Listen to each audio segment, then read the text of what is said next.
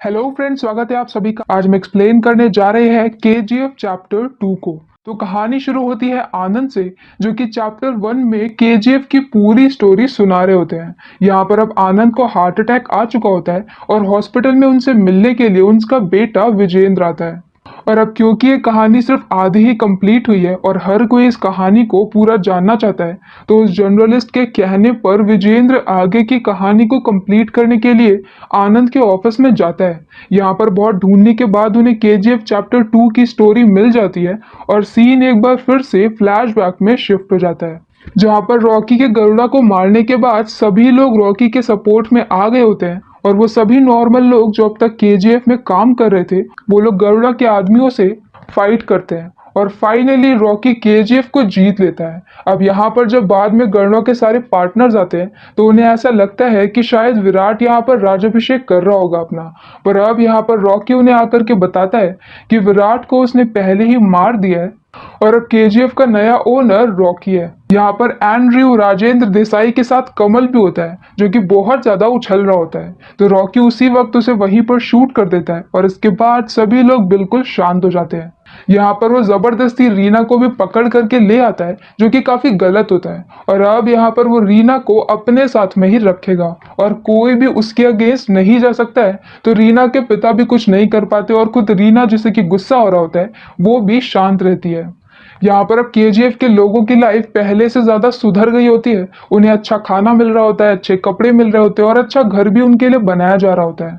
तो वो सभी लोग रॉकी को अपना देवता मानते हैं।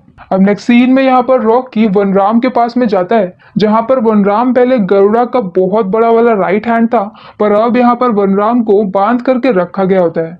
रॉकी बोलता है कि वो वजीर को नहीं मार सकता, वरना फिर चीजों को चलाएगा कौन।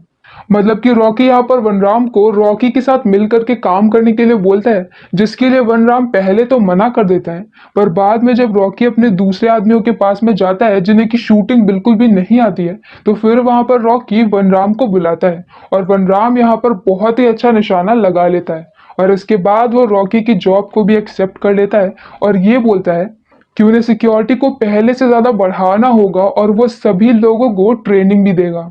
यहाँ पर जब पार्ट 1 में रॉकी मेंटेनेंस रूम में गया था, तब उसने वहां पर कुछ और भी नोटिस किया था और अब उसे पता चलता है कि यहाँ पर पूरे केजीएफ में सिर्फ एक माइन नहीं है, बल्कि पूरी 9 माइन है और इन 9 माइंस को कभी भी खोला नहीं गया, सिर्फ एक से ही काम चलाते रहे, क्योंकि सूर्यवर्धन नहीं चाहते थे कि हर किसी को 9 माइंस के बारे में पता चले।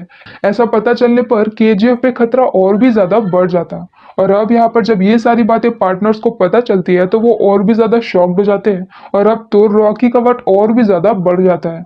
वो यहाँ पर किसी को भी नहीं मारता है और सबको पहले की तरह बिजनेस करने के लिए बोलता है, क्योंकि उसे पता होता है कि अगर वो हर किसी को मार देगा तो वो बिजनेस किसके साथ करेगा। पर अब यहाँ पर जो 8 नई माइनें ओपन हुई थी, उसके अंदर कोई भी वर्कर जाने से बहुत ज्यादा डर रहा होता है, तो यहाँ पर रॉकी आता है और अब वहां पर वो खुद ही माइन के अंदर जाता है और काम करने लगता है। ये देख करके बाकी सबको भी मोटिवेशन मिलता है और सभी लोग अंदर चले जाते हैं। यहाँ पर राजेंद्र प्रसाद और एंड्रू ये दोनों ही रॉकी की तरक्की से परेशान हो जाते हैं और वो चाहते हैं कि कैसे भी करके रॉकी को रोक दिया जाए और रॉकी को रोकने का काम रमिका कर सकती है। रमिका एक बहुत ही स्ट्रॉन्ग पॉलिटिशियन होती है और ऐसा माना जाता है कि वो एक डिक्टेटर टाइप की होती है, जो कि हर किसी पे अपना पावर बना करके रखती है। यहाँ उनकी टीम में एक पॉलिटिशियन भी होता है जिसका नाम होता है नारायण। तो अब वो लोग ये चाहते हैं कि वो लोग नारायण को पीएम की पोस्ट से हटा दे और वहां पर रमिका आ जाए, क्योंकि अगर रमिका आएगी तो फिर रॉकी बर्बाद हो जाएगा। इसीलिए वो लोग एक ऐसी वोटिंग का प्लान करते हैं जहाँ पे सभी पॉलिटिशियन नारायण के अगेंस्ट में वोट देंगे और उसे पीएम के पद से हटा दिया जाएगा और इसी के साथ उसकी सरकार भी गिर जाएगी। पर जब तक यहाँ पर ये सब हो, उससे पहले वहां पर दूसरी तरफ केजीएफ में माइनिंग के दौरान उन्हें एक बहुत बड़ी स्वॉर्ड मिलती है, जिसे देख करके सभी लोग डर जाते हैं। ये तलवार होती है अधीरा की, जिसे कि गरुड़ा ने मरवा दिया था। पर अब हम यहाँ पर नेक्स्ट सीन में अधीरा को जिंदा देखते हैं, क्योंकि वो यहाँ पर गरुड़ा के मरने का वेट कर रहा था और अब वो फाइनली अपना केजीएफ लेने के लिए वापस आएगा। अधीरा यहाँ पर अपनी टीम को इकट्ठा करता है और केजीएफ के आउटपोस्ट 1 पर अटैक कर देता है। इस पे वहां पर मौजूद सभी लोग मारे जाते हैं और इसके बाद अधीरा वहां से निकल जाता है। ये उसके लिए बस एक शुरुआत होती है। और अब अगर कोई भी केजीएफ से बाहर सोने का ट्रक लेकर के निकलेगा तो अधीरा उसे मार देगा। यहाँ पर जो पार्टनर्स होते हैं वो भी जा करके अधीरा से ही मिल जाते हैं और अब उनका प्लान ये होता है कि कैसे भी करके रॉकी को केजीएफ से बाहर लेकर के आए। इसके लिए वो जानबूझ करके राजेंद्र प्रसाद को शूट कर देते हैं और अब ये न्यूज सुनने के बाद राजेंद्र प्रसाद की बेटी रीना तुरंत ही केजीएफ से निकल जाती है अपने पिता से मिलने के लिए। जब ये बात रॉकी को पता चलती है तो रॉकी भी उसके पीछे पीछे चला जाता है। आगे जा करके रीना को किडनैप कर लिया जाता है और अब रीना अधीरा के लोगों के पास में होती है। रॉकी यहाँ पर उसे बचाने के लिए जाता है और एक बहुत ही अच्छा सा एक्शन सीन होता है। पर अब यहाँ पर अधीरा जो कि दूर से ही रॉकी के ऊपर निशाना लगा के रखता है वो रॉकी को शूट कर देता है।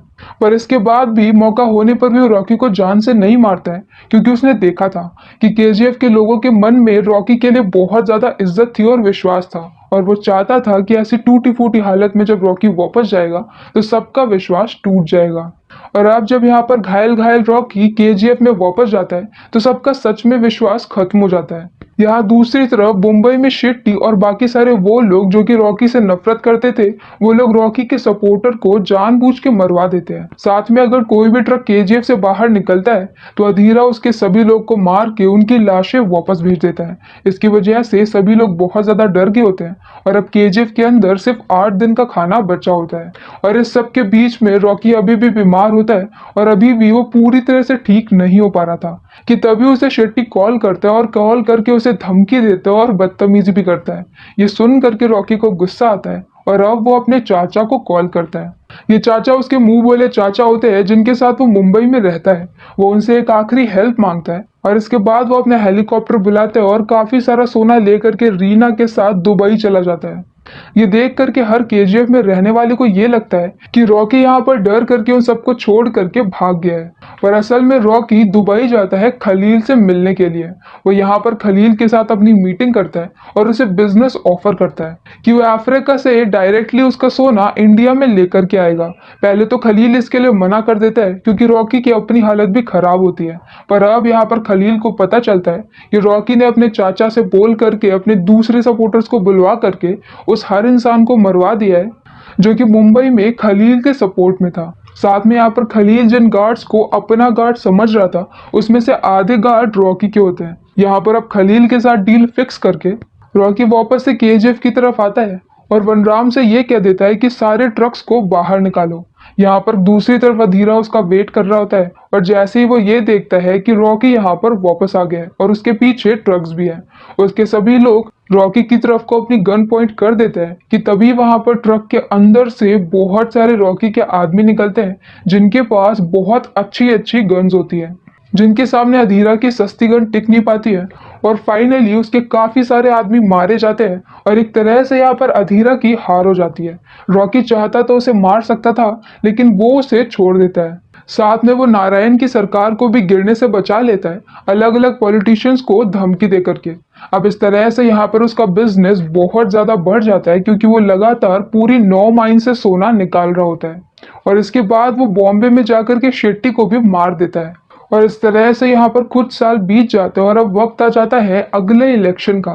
नारायण यहाँ पर रॉकी से मिलकर के ये बोलता है कि उसे रमिका को मारना होगा, अगर रमिका जिंदा रही तो फिर वो केजीएफ को बर्बाद कर देगी। पर अब यहाँ पर रॉकी ये बोलता है कि वो औरतों और बच्चों पर हाथ नहीं उठा सकता कि अगर किसी औरत को गुस्सा आ रहा हो तो उसके ऊपर अटैक करने के बजाय उसके सामने हाथ जोड़ना बेहतर होता है। इसके बाद इलेक्शन का रिजल्ट भी आ जाता है और रमिका जीत जाती है।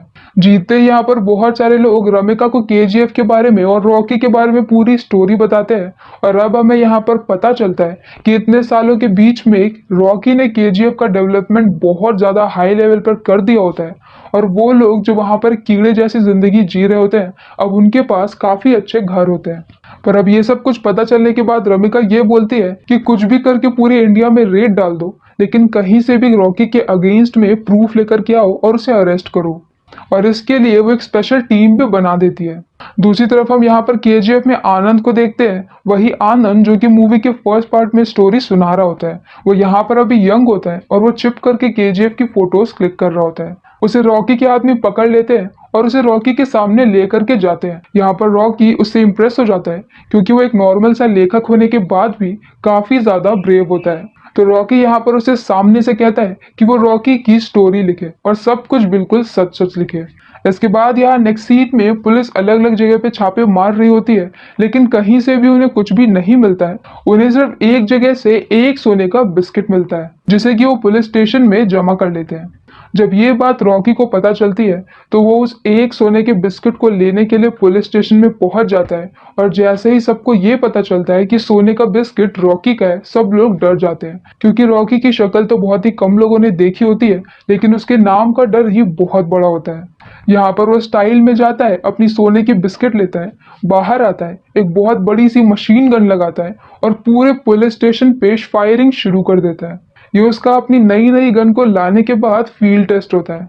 यहाँ पर फील्ड टेस्ट कंप्लीट करने के बाद नेक्स्ट सीन में हम ये देखते हैं कि रमिका को फाइनली कुछ प्रूफ मिल गया होता है और इसके दम पर वो रॉकी को अरेस्ट करना चाहती है कि तभी वहां पर फूलों का बुके लेकर के सामने से रॉकी उससे मिलने के लिए आता है और एक फाइल लेकर के आता है। उस फाइल में रॉकी के अगेंस्ट बहुत सारे प्रूफ होते हैं और वो सामने से बोलता है कि रमिका चाहे तो इस फाइल को रख करके उसके अगेंस्ट कोई सा भी केस बना सकती है। रमिका इस फाइल को लेने भी वाली होती है कि तभी वहां पर रमिका के दूसरे सपोर्टर्स आते हैं और ये बताते हैं कि असल में उनकी पार्टी के 200 पॉलिटिशियन को रॉकी ही फंडिंग करता है। तो मतलब कि अगर वो रॉकी के अगेंस्ट कहीं पर कोई भी खुलासा करते हैं तो सबको पता चल जाएगा कि खुद रमिका की पार्टी के लोग उसके साथ में हैं और उसकी पार्टी गिर जाएगी। अब रमिका यहाँ पर सिवाय धमकी देने के और कुछ भी नहीं कर पाती है और रॉकी वहां से निकल जाता है, पर इसके बाद वो जा करके सभी सोने की डिलीवरी को रोक देता है। और ये बात जब खलील को पता चलती है तो उसे काफी ज्यादा गुस्सा आता है क्योंकि रॉकी अपनी मनमानी कर रहा होता है। रॉकी के पार्टनर भी यहाँ पर रॉकी से परेशान होकर के अधीरा की हेल्प मांगते हैं और अब यहाँ पर खलील भी अधीरा के सपोर्ट में होता है। अधीरा जो कि जिंदा था, वो इतने सालों से केजीएफ में काम कर रहे अलग अलग एम्प्लॉयज को पकड़ करके वहां के बारे में इंफॉर्मेशन निकाल रहा होता है और अब इतने सालों बाद उसके पास केजीएफ का एक मैप होता है। वो बताता है कि अंदर जाने के दो रास्ते हैं, पर दोनों ही रास्तों पर सिक्योरिटी इतनी ज्यादा है कि जाना मुश्किल है, तो उसे किसी माइन के अंदर से होकर के जाना पड़ेगा और उस माइन के बारे में उसे किसी और से पता करना पड़ेगा। और ये पता करने का काम वो एंड्रयू को देता है क्योंकि अगर एंड्रयू ने ऐसा नहीं किया तो अधीरा उसे मार देगा। और अब यहाँ पर वो अपनी माँ की बॉडी को वहां से निकलवा लेता है जहाँ पर सालों पहले उन्हें दफन किया गया था और अब वो उनकी एक अच्छी सी समाधि बनवाता है और वहां पर अपने नशेड़ी पिता को काम पर रख लेता है। उसके पिता जो कि जिंदा थे वो बहुत ज्यादा नशेड़ी होते और कभी भी अपनी वाइफ का और बच्चे का ख्याल नहीं रखा होता है, इसलिए अब उन्हें बची हुई पूरी उम्र उसकी माँ की समाधि की सफाई करनी होगी। अब ये सब कुछ देख करके फाइनली रीना भी उससे इम्प्रेस हो जाती है और उन दोनों की शादी हो जाती है। दूसरी तरफ अधीरा को कोई एक बहुत अच्छी इंफॉर्मेशन दे देता है कि वो एग्जैक्टली कहाँ पर खुदाई करना शुरू करेगा, तो वो उन्हीं में से एक माइन में पहुंच जाएगा, माइन नंबर 3 में। ये खबर मिलते ही अधीरा वहां पर खुदाई शुरू कर देता है और अब नेक्स्ट सीन में यहाँ पर रीना को पता चलता है कि वो प्रेग्नेंट है। वो जाकर के बाद जल्दी से केजीएफ में खड़े हुए रॉकी को बताती है। अब इससे पहले कि यहाँ पर रॉकी खुश होता, पीछे से अधीरा के लोग अटैक कर देते हैं और उसमें वो रीना को शूट करके मार देते हैं। रीना की डेथ से यहाँ पर रॉकी को बहुत बड़ा झटका लगता है और अब गुस्से में उसके और अधीरा के बीच में एक फाइनल फाइट शुरू होती है जो कि बहुत लंबी और बहुत ही अमेजिंग होती है, जिसमें एंड में रॉकी अपना मेन हथियार हथौड़े को लेता है और उससे अधीरा की बहुत पिटाई करता है। इसके बाद वो अधीरा की गर्दन को तोड़ देता है और उसे जान से मार देता है। पर अब यहाँ पर रॉकी को पता चल गया था कि अधीरा को माइन के बारे में इंफॉर्मेशन बाहर से मिली है, तो वो तुरंत ही अपने लोगों को इकट्ठा करता है और सीधे पहुंच जाता है पार्लियामेंट में। पार्लियामेंट में उस वक्त वहां पर बहुत सारे नेता बैठे होते हैं और वहां पर रमिका स्पीच दे रही होती है और रमिका का यहाँ पर यह प्लान होता है कि चाहे उसे खुद को भी इस्तीफा देना पड़े, लेकिन फिर भी वो रॉकी के अगेंस्ट वारंट निकाल के रहेगी।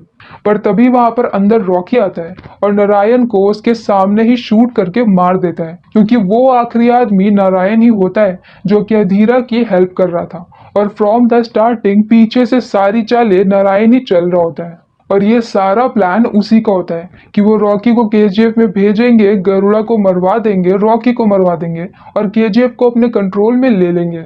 पर अब यहाँ पर क्योंकि उसने सबके सामने पार्लियामेंट में आकर के एक पॉलिटिशियन को मारा है, तो अब सरकार के पास रॉकी के अगेंस्ट बहुत सारे प्रूफ आ जाते हैं और अब यहाँ पर रमिका रॉकी के अगेंस्ट डेथ वारंट निकाल देती है। रॉकी को मारने के लिए केजीएफ में बहुत बड़ी फोर्स जाती है, जो कि केजीएफ में रहने वाले सभी लोगों को वहां से बाहर निकाल देते हैं ताकि वो रॉकी को ढूंढ सके। पर अब यहाँ पर उन्हें पता चलता है कि रॉकी अपने महल में नहीं होता है और नेक्स्ट सीन में हम रॉकी को देखते हैं जो कि एक शिप पर होता है। उस शिप पर उसने अभी तक का सारा सोना रखा होता है और ये सोना बहुत ज्यादा होता है। रमिका को भी ये बात पता चल जाती है क्योंकि खुद रॉकी की शिप से उसे ये बात बताई जाती है। मतलब कि रॉकी को पता चल गया था कि उसका अंत आने वाला है, इसीलिए वो खुद ही अपनी इंफॉर्मेशन दे देता है और वो खुद भी मरना चाहता है। पर पानी के अंदर सारे सोने के साथ, क्योंकि सोना उसी के साथ डूब जाएगा और किसी को भी नहीं मिलेगा। और होता भी ऐसा ही है, सारे फाइटर प्लेन एकदम से रॉकी के ऊपर अटैक कर देते हैं और उसकी पूरी शिप ब्लास्ट हो जाती है। रॉकी और सोना दोनों पानी के अंदर चले जाते हैं और दोबारा कभी भी किसी को भी नहीं मिलते हैं।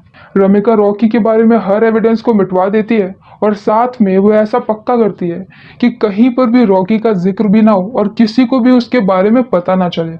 इसलिए सिर्फ आनंद ही ऐसा होता है जिसे कि रॉकी के बारे में पता होता है। आनंद इस पूरी स्टोरी को लिखता है और बाद में इसे पब्लिश भी करता है। कहानी की शुरुआत में जो कि चैप्टर 1 में उसने बोला था कि एक शिला पे रॉकी की तस्वीर बनी है, कहानी की शुरुआत में वो तस्वीर मिल जाती है। वो बहुत बड़े से पत्थर पर बना हुआ रॉकी का स्कल्पचर होता है जो कि केजीएफ के लोगों ने बनाया था, क्योंकि उनके लिए रॉकी उनका देवता होता है। और रॉकी ने यहाँ पर मरने के बाद भी उनके लिए केजीएफ टाउन बसा दिया होता है, जहाँ पर बहुत सारे उनके लिए घर बने होते हैं। और इसी सैड एंडिंग के साथ ये कहानी यहीं पर खत्म हो जाती है। तो अगर आपको हमारा एक्सप्लेन पसंद आया हो तो प्लीज हमारी वीडियो को लाइक करें, शेयर करें और हमारे चैनल को सब्सक्राइब करें।